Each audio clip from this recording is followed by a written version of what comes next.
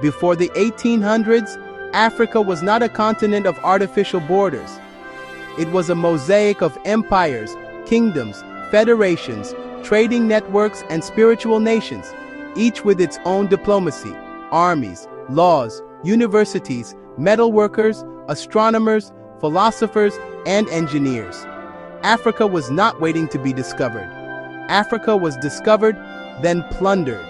And in 1884, in a cold European city thousands of miles away, the fate of the continent was sealed behind closed doors.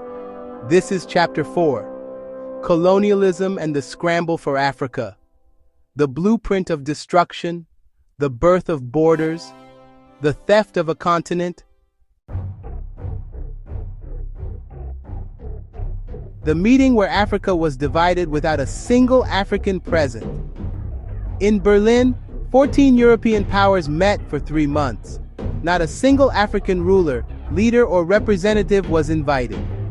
They divided the entire continent like a business contract, drawing straight lines across kingdoms, family lands, sacred sites, ethnic groups, trade routes, entire civilizations. The lines became borders that still exist today. This was not civilization. This was a corporate takeover. The conference was led by Germany. Bismarck wanted recognition and colonies.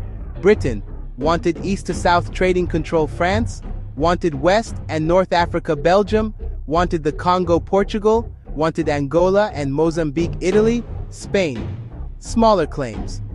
They agreed on 3 things. 1. Europe had the right to occupy any African land not claimed. 2. Africans had no sovereignty. Europeans were bound to respect. 3. Resources, not people, were the priority. This meeting is the root of most conflicts still happening today. Europe extracted Africa's wealth with military force, slave labor, taxation, and violence. Britain took gold, diamonds, oil, land for settlers, cocoa, rubber, cotton, forced labor from Kenya to Ghana.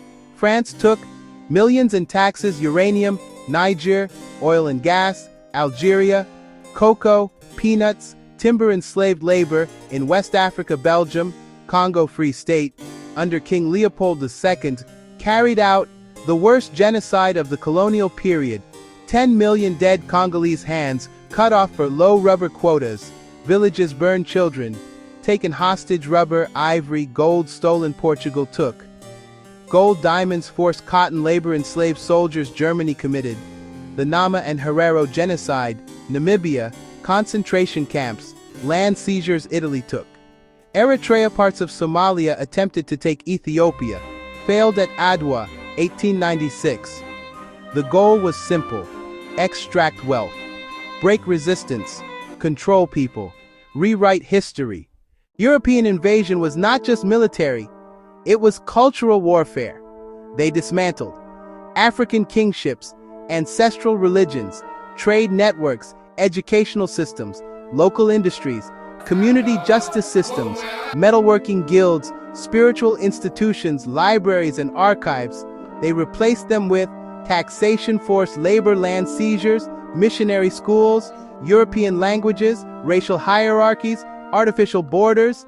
They did not civilize Africa. They interrupted Africa. Colonial powers invented racial categories to justify domination. They taught that Africans were inferior, childish, uncivilized, needing guidance, biologically suited to labor. They used propaganda, pseudoscience, church teachings, school books, museum displays, anthropology, biased laws. The goal: make Africans doubt themselves. Make Africans admire their colonizers. This is why African history was erased from textbooks. A people who know their brilliance cannot be conquered. Resistance. Africa did not surrender. Contrary to Western history books, Africans fought back everywhere. Ethiopia defeated Italy at the Battle of Adwa. The Zulu defeated the British at Isandlwana. The Asante built one of the strongest armies in West Africa. The Maji Maji Rebellion, Tanzania. The Mau Mau Uprising, Kenya. The Basotho Gun War. The Somali Dervish Resistance. The Fulani Jihads. The Aba Women's War, Nigeria, led by African women liberation movements across Angola, Mozambique, Zimbabwe, Namibia, South Africa. Africa resisted violently, politically, spiritually, and psychologically. The myth that Africans accepted colonization is a lie. Soft cinematic lighting, map-centered. Colonialism ended legally, but its effects continued.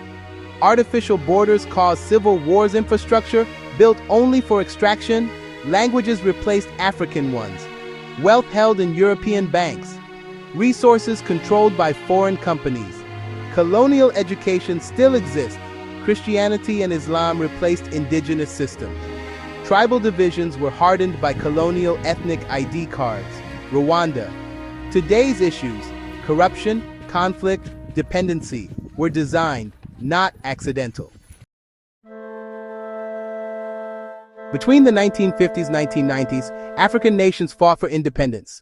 Ghana, 1957, Nigeria, 1960, Kenya, 1963, Algeria, 1962, Angola, 1975, Zimbabwe, 1980, South Africa, 1994. But independence did not mean freedom, because the economic system never changed. This is neo-colonialism.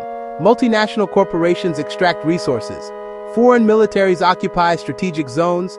African leaders are bribed or pressured. Debt traps keep nations poor.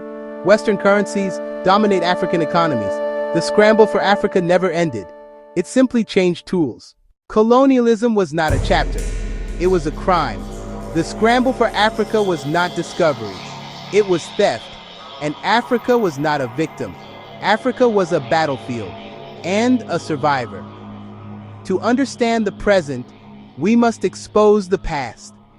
This is why Africa Unedited exists, to restore the story in full, without filters, without apology. Chapter 5 is next. The Rwanda Genocide, how colonialism engineered a nation's tragedy.